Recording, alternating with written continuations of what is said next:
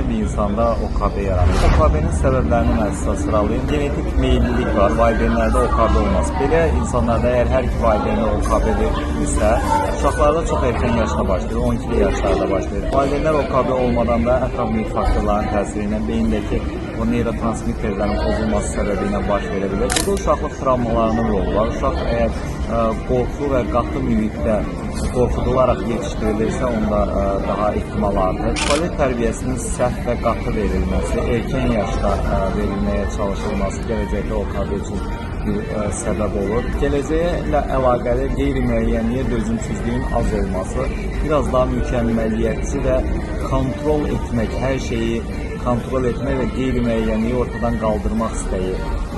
Bir yerə getdiyində qeyri-müəyyən bir şey olduğunda çox yüksək təşviş yaşama meyilli olan uşaqlarda da, insanlarda da gələcəkdə OKB yaranması ehtimalı yaranır.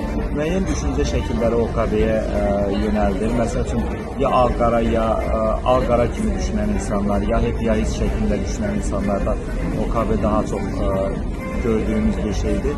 Gələcəkdə olacaq kiçik ehtimallı təhlükələrə çox böyük, yüksək ehtimal verən insanlarda, bundan aşırı qorxu yaşayan insanlarda OKB yaratmağa meyilli olurlar. OKB əslində bir qorxunu kontrol etmə və azaltma mexanizmasıdır. O hiss edilən, obsesiya zamanı hiss edilən təşviş hissini müəyyən rituallar özlərindən çıxardaraq azaltmağa və özlərini sakitləşdirməyə çalışırlar.